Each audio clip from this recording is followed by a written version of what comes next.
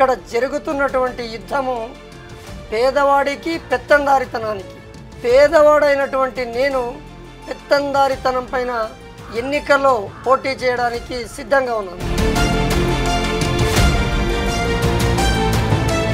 So యూజువల్గా మడకశిర నియోజకవర్గంలో TDP పెట్టిన అన్ని సభలు సక్సెస్ఫుల్ అయ్యాయి, అందుకనే ఇక్కడున్న సిట్టింగ్ ఎమ్మెల్యేని మార్చి మీకు టికెట్ ఇవ్వడం జరిగింది అని అంటున్నారు. దీనికి మీరు ఇచ్చే సమాధానం ఏంటి? మన నారా లోకేష్ గారు పెట్టినటువంటి సభ శంకారావం పూర్తిగా అట్రఫ్లాప్ అయింది. కనీసం మన మండలంలో ఆసరా ప్రోగ్రాం పెట్టిన రోజు 4000-5000 మంది జనాభా పీపుల్స్ వచ్చినారు. సో టీడీపీకి ఓటు వేయకుండా మీకే ఎందుకు ఓటు వేయాలి ఈ నియోజకవర్గ ప్రజలు? మేడం, గత 5 ఏళ్లలో ఏ టీడీపీ కార్యకర్త కూడా, ఏ నాయకుడు అయినా ఎన్ని అష్ట కష్టాలు వచ్చినా ఏ ఒక్కరూ పరామర్శించినది కానీ, మీ బాగోగులు ఏమి అని తెలుసుకున్నటువంటిది కానీ ఎక్కడా కూడా లేదు. సో చాలామంది ఏంటంటే వైనాట్ 175 అనేది రాంగ్, వాళ్ళు ఓడిపోతారన్న భయంతో వైనాట్ 175 అని అంటున్నారు. ఆ రోజు ఇటువంటి సంక్షేమ పథకాలు కానీ, ఇటువంటి అభివృద్ధి పథకాలు కానీ లేవు. అప్పటికే 151 వచ్చిన సందర్భంలో ఎన్నికల తర్వాత మీరు గెలిచిన తర్వాత ఎమ్మెల్యే అయ్యాక ఇక్కడున్న సమస్యలు ఎలా పరిష్కరించాలనుకుంటున్నారు? ప్రధానంగా ఈ సాగునీరును కృష్ణా జలాల నుంచి తీసుకొని వచ్చి మరలా అదేవిధంగా యువకులకు పరిశ్రమలు ఏర్పాటు చేసి యువత వలస వెళ్ళకుండాట్లా ఇక్కడే పరిశ్రమలు ఏర్పాటు చేసి గ్రామాలలో త్రాగునీటిని మరలా అనేకమైనటువంటి ఈ కమ్యూనిటీ హాల్స్ ఇవన్నీ ఒక బుక్లెట్ ఫైల్ ఏర్పాటు చేసి మన జగనన్న గారితో మాట్లాడి, సార్ ఖచ్చితంగా మన ప్రాంతంలో ఇటువంటి సమస్యలు ఉన్నాయి, వీటిని పూర్తిగా తీర్చిదిద్దాల్సినటువంటి బాధ్యత మీదే సార్. ఈరోజు ఎన్నికలలో మేము ఇటువంటి హామీలు ఇచ్చినామని మన జగనన్న సార్తో మాట్లాడి ఖచ్చితంగా దీనిపైన అవగాహన కల్పించి వసతులు కల్పించడానికి సిద్ధంగా ఉన్నాం మేడం. సో యూజువల్గా మీరు ఎక్కడైనా ఇంట్లో తప్పితే భోజనం ఎక్కడా చెయ్యరు అని విన్నాను. అలాంటిది అటువంటి మీ మీద ఒక ఆరోపణ వచ్చింది. కర్ణాటక నుంచి వస్తున్నప్పుడు సారాయి తీసుకొని తరలిస్తున్నారు అనే కేసు మీ మీద నమోదైంది. సో దానికి మీరు ఇచ్చే జవాబు ఏమిటి? మేడం, తెలుగుదేశం పార్టీ వాళ్ళు దుష్ప్రచారం చేస్తున్నారే తప్ప మీరు ఎక్కడైనా ఈ ప్రాంతంలో, ఈ మండలంలో, ఈ 5 మండలాల్లో ఎక్కడైనా మీరు విచారించండి, కనీసం బయట మంచినీళ్ళు తాగలేనటువంటి పరిస్థితి ఉన్నప్పుడు అటువంటి దురాగతాలకు ఎందుకు పాల్పడతాను మేడం?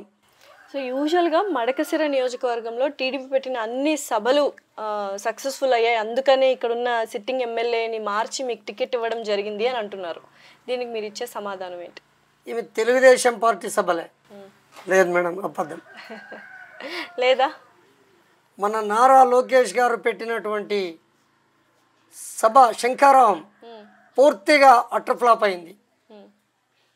కనీసం మన మండలంలో ఆసరా ప్రోగ్రాం పెట్టిన రోజు 4000-5000 మంది జనాభా పీపుల్స్ వచ్చినారు. ఈ నియోజకవర్గ వ్యాప్తంగా కూడా అంతమంది కూడా రాలేదు. బట్ సోషల్ మీడియాలో ఎక్కడో టీడీపీ హవాయే నడుస్తోంది, ఉట్టి సంక్షేమ పథకాల మీదే ఆధారపడ్డారు వైఎస్ఆర్సీపీ పార్టీ, జగన్మోహన్ రెడ్డి గారు, అంతే, మిగతాదంతా అభివృద్ధి కావచ్చు, యువత కావచ్చు, ప్రతి ఒక్కళ్ళు టీడీపీ వైపు మొగ్గు చూపుతున్నారు, టీడీపీదే హవా అంటున్నారు. లేదు మేడం, సంక్షేమ పథకము ఉంది, అభివృద్ధి కూడా ఉంది, రెండు సరి సమానంగా జరుగుతున్నాయి. అంటే వాళ్ళకి కనబడటం లేదు. అభివృద్ధి జరిగిందా లేదా అనేది వాళ్ళ కంటికి కనబడటం లేదో ఏమో. మీరు చెప్పండి. ఈరోజు నాడు నేడు అనేది ఉంది. పూర్తిగా శిథిలావస్థలో ఉన్నటువంటి పాఠశాలలు, ఈ వైద్యశాలలు ఇవన్నీ పూర్తి దశలో నేలపై స్తంభించిపోయినటువంటి వాటివి ఈరోజు పెద్ద ఎత్తున ఎక్కడికి పోయినా పాఠశాలలు కానీ, వైద్యశాలలు కానీ, ఆర్బీకేలు కానీ, ఈ సచివాలయాలు కానీ ఇవన్నీ అభివృద్ధి దిశలో పయనిస్తున్నాయి. ఆ రోజు ఎవరైతే ఒక పెన్షన్కి కానీ ఇంకొక దానికి కానీ అప్లికేషన్ తీసుకొని రావాలంటే మారుమూల ప్రాంతం నుంచి మండల పరిషత్ గుడిబండకు రావాల్సిన పరిస్థితి ఏర్పడేది. ఈరోజు ఏ ఒక్కరు కూడా ఒక్క చోటికి పోకున్నట్ల ఈ సచివాలయం ద్వారా సిబ్బంది వాలంటీర్లను ఏర్పాటు చేసి వాళ్ళ ఇంటి వద్దనే అన్ని సంపూర్ణంగా వారి యొక్క సమస్యలు పరిష్కరించి వాళ్ళకి లబ్ధి చేకూరుస్తున్నటువంటి ఘనత మన గౌరవ ముఖ్యమంత్రి జగన్ సార్కి దక్కింది. సో వాలంటీర్లని ప్రభుత్వ పనులకు కాకుండా పార్టీ పనులకు ఉపయోగించుకుంటున్నారు అంటున్నారు. లేదు మేడం, ఎక్కడా లేదు. ఓటర్లు అపోహలే తప్ప ఖచ్చితంగా వాళ్ళ మీద ప్రెషరైజ్ చేస్తున్నారు. లేదు లేదు మేడం, అది అబద్ధం అంటారు. అబద్ధం మేడం. సో మన జగన్మోహన్ రెడ్డి సార్ ఏదైతే సంక్షేమ పథకాలు మీ ఇంటికి ఏదైతే 5 ఇయర్స్లో అందజేసినారో అటువంటివి కూలంకుషంగా వివరించి చెప్పండి అని ఈ పార్టీ ప్రోగ్రాం కాకున్నట్ల ప్రభుత్వ ప్రోగ్రాం ఎంపీడీఓ వాళ్ళు కావచ్చు, తహసీల్దార్ వాళ్ళు కావచ్చు, వాళ్ళు ఇంటింటికి ఈ గడప గడపకు ప్రోగ్రాంలో వివరించి చెప్పినారు తప్ప పార్టీ ప్రోగ్రాంకి ఏం కాదు. సో మీరు ఎమ్మెల్యే అభ్యర్థి అని ప్రకటించిన తరువాత సో చాలామంది ఇంట్లో ఉండండి కాస్ట్లీ ఇల్లు సో అన్నట్టు మడకసిరిలో కూడా ఒక పెద్ద హౌస్లో ఉండమని చాలామంది చెప్పారు. అవును మేడం, పేర్లు అనవసరం. బట్ ఇంకా కూడా రాజశేఖర రెడ్డి గారు కట్టించిన ఇంట్లోనే ఉంటున్నారు. దీనికి ఏమైనా కారణం ఉందా? ఏమీ లేదండి మేడం. ఇంతకు ముందు కూడా మన రాజశేఖర రెడ్డి గారు నిర్మించినటువంటి ఒక ఇంటిలోనే నివసిస్తున్నాను. ఇది అందరికీ తెలిసినటువంటి విషయమే. ఎమ్మెల్యే అయ్యాక కూడా ఇక్కడే ఉంటారా? అవును, ఉంటాను మేడం. కన్ఫర్మ్, ఇది రికార్డ్ చెప్తున్నారు. ఖచ్చితంగా ఉంటాను మేడం, దాంట్లో డౌటే లేదు మేడం. సో జగన్మోహన్ రెడ్డి గారు వై నాట్ 175 అంటున్నారు. అది నిజంగా చెప్పాలంటే ప్రాక్టికల్గా వర్కౌట్ అవ్వని విషయం. సో చాలామంది ఏంటంటే వై నాట్ 175 అనేది రాంగ్, వాళ్ళు ఓడిపోతారన్న భయంతో వై నాట్ 175 అని అంటున్నారు. లేదు మేడం, ఆ రోజు ఇటువంటి సంక్షేమ పథకాలు కానీ ఇటువంటి అభివృద్ధి పథకాలు కానీ లేవు. అప్పటికే 151 వచ్చిన సందర్భంలో ప్రతి ఇంటికి ప్రతి గడపకు పార్టీలకు అతీతంగా కుల మతాలకు అతీతంగా అందరికీ సంక్షేమ పథకాలు కల్పించినటువంటి ఘనత జగనన్న గారికి ఉంది. సో ప్రశాంత్ కిషోర్ గారు అందరికి తెలుసు. ప్రశాంత్ కిషోర్ గారు ఆయన ఘోరంగా జగన్ ఓడిపోతాడు ఈసారి అని సభాముఖంగా చెప్పేశారు. లేదు మేడం, ఎందుకు అలా అనాల్సి వచ్చింది? ఒకప్పుడు 2019 ఎలక్షన్స్లో ఆయనే దగ్గరుండి గెలిపించారు, ఇప్పుడు ఆయనే రివర్స్ అయ్యారు. దేనికి కారణాలు ఏమైంటాయి? ఏదో మేడం, మొత్తానికైతే వాళ్ళు రాంగ్ ఇన్ఫర్మేషన్ ఇస్తున్నారు.